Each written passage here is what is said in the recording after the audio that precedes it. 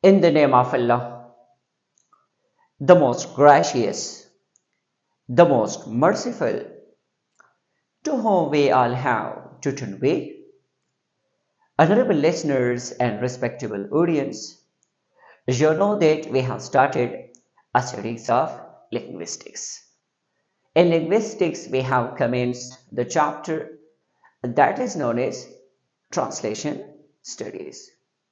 Today, I'm going to start the new theory in translation study, and it is Polysystem Theory, which is introduced by Ibn Zohar.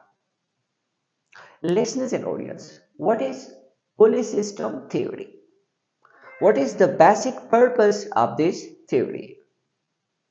And what are some examples to know and understand it clearly? So be with me and listen to this lecture from beginning until end. Polysemy theory was introduced by Ibn Zuhr in 1970. According to this theory, each and every literature has polysystem. What is polysystem? Listen, audience, poly mean many and system mean organized system. So now here polysystem mean each system has many systems. Listen, audience. In order to understand it in a better way, first of all, Ibn Zuhr, he tells us about literature. He says that every literature has polysystem. Every literature has various and many systems. For example, every literature you see, there can be various aspects like novel, drama, poetry, stories, etc. Same is the case, he talks about that translated text or a translation.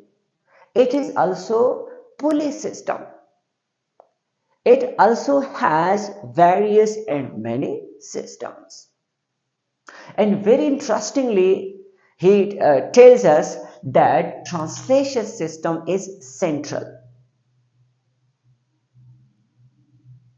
It is central as well, and sometimes it is peripheral.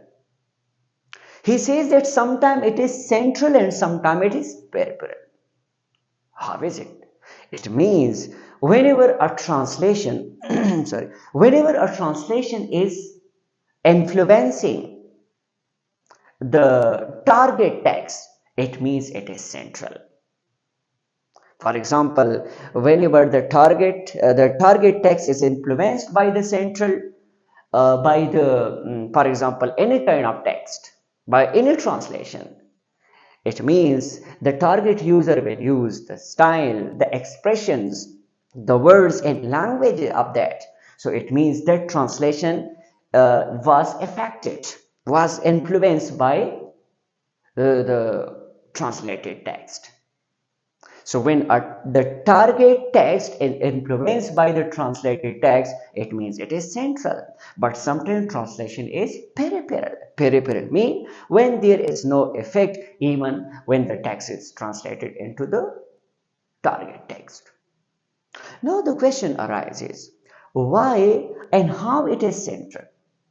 It is central when the users of the language, the user of the target language, they use the same text, expressions, words, the way of, for example, metaphorical language, and even the writer, they start the way of their writing. It means the text, the target text has been influenced and shaped by the translated text.